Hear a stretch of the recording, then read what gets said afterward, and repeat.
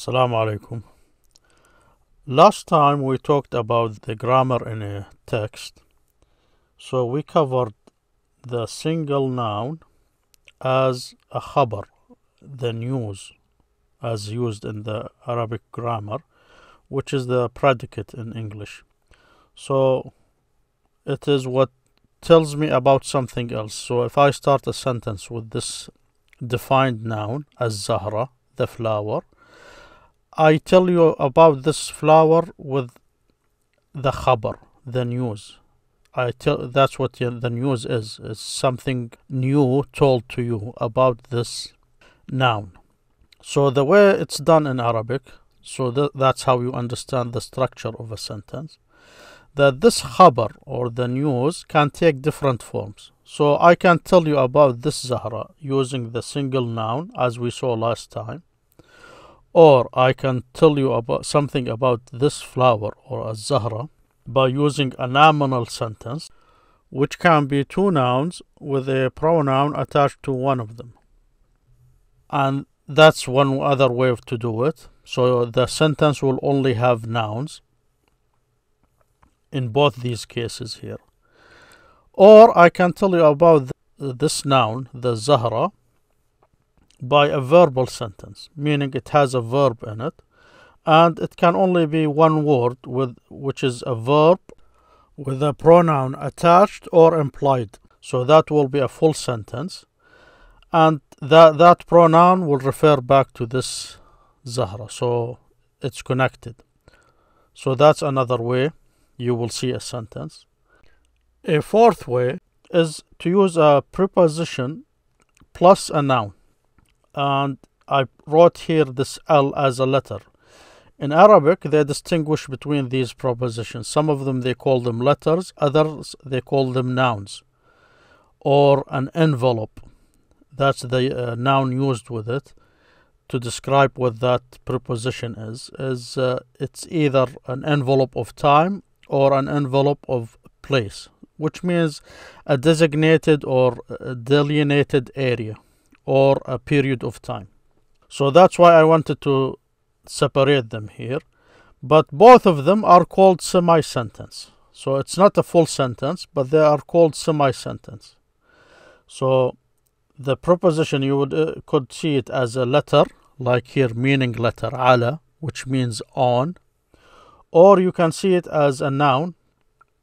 We will see an example of this in the next sentence, which are called an envelope of time or space, indicating certain time or space. So in both cases, it's called a semi-sentence. So that you can tell me something about a Zahra, or I tell you something about this Zahra, this noun, using a semi-sentence. So to cover this first one here, meaning letter with a noun, because these can only be with nouns, the meaning letters that they're called the lowering letters. The lowering letters can only be used with nouns. So notice here, this is ala, on. Ala al-ghusni. What this letter does to this noun is it lowers its end here. You see this here is the E. So if I have something here to say after this, I will pronounce this short vowel. I will say ala al-ghusni. But if I pause here, I finish the sentence, I will say al-ghusn. I don't have to pronounce this E, the short vowel. But this here is a complete sentence by using the semi-sentence. Now, the reason they call it a semi-sentence, it's not a full sentence, because they used to understand that there is a word that is implied, but it's not pronounced, to make this a full sentence. It's understood, but it's not pronounced. And the word they use is istaqarra, or to settle down or sit, or exist. So they say this is a semi-sentence with a word that is implied that means something to that in that range, exist or be. In English, you have a word for it. They say is. In Arabic, it's not said. In the past, you say it. But in the present, if you say the flower is on the branch, you say it in English, you say is. In Arabic, you don't say is. There is no is. But in the past, you can say was. You can say the flower كانت على.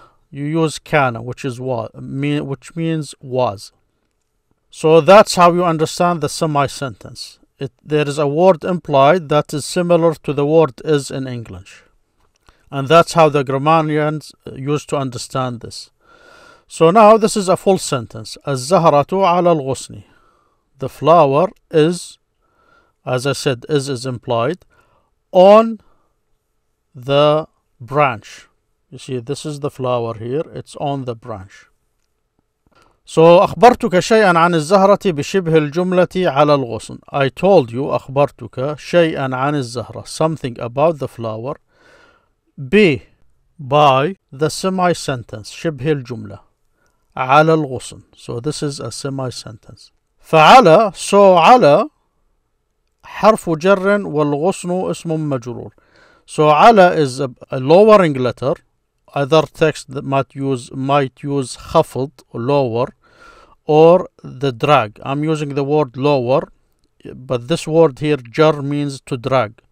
But they mean the same thing when the grammarians use it in the context of grammar. They mean to lower or to drag. So this lowering letter or dragging letter, and the noun is a noun that is being dragged, مجرور. That's the description of this noun after this letter, على. So فعلى حرف جر is على here. So على is a letter of jar, dragging or lowering. والغصن, which is the branch, is a noun that is being dragged, lowered.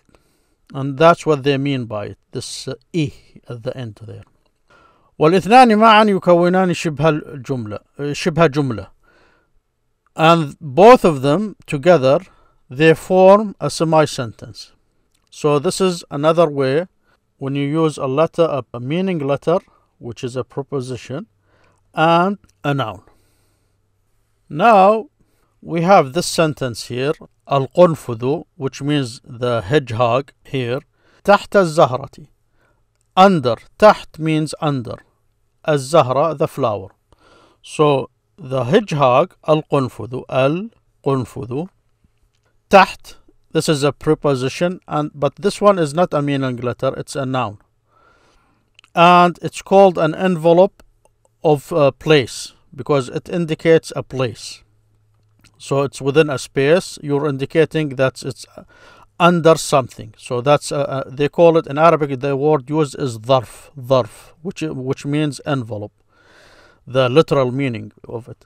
This means it's designated area under the flower.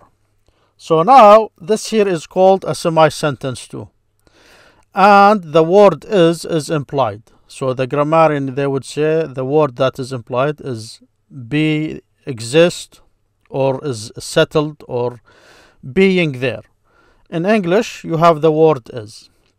So تحت الزهرة. So this is another way you can see the semi-sentence, either with a lowering letter, one of those lowering letters that we talked about, or dragging letters, and an envelope of time or space. Here, this is called an envelope of space. I'm using the words that you will see in the Arabic grammar books. So when you say ظرف, nowadays, it means an envelope or a circumstance. That's the word ظرف, what the word ظرف means. It could mean an envelope or a circumstance. So here, this here is your semi-sentence using a ظرف, indicating a place in this case, and a noun. So this semi-sentence tells me that the قنفذ is under the flower, this hedgehog here. So أخبرتك شيئا عن القنفذ بشبه الجملة. I told you, أخبرت. You see here there is two pronouns here. أخبر, the past tense, he told. To is the pronoun for I, أخبرت, to. ك is the object pronoun, you. So this is for you, a pronoun, and this is the to for I, with the verb أخبر, told. So I told you شيئا, something, عن, you notice this is a lowering letter, القنفذ. I told you something about the قنفذ. عن القنفذ بشبه الجملة by ب. This letter here is a lowering letter or dragging letter B. شبه semi أو what is like or similar to الجملة the sentence. تحت الزهرة. So this here what we just discussed. Under the flower. فتحت, this تحت here, most of the time they would have a fixed movement at the end, these envelopes of time and space. So فتحت ظرف مكان. It's an envelope of space, مكان, or a place.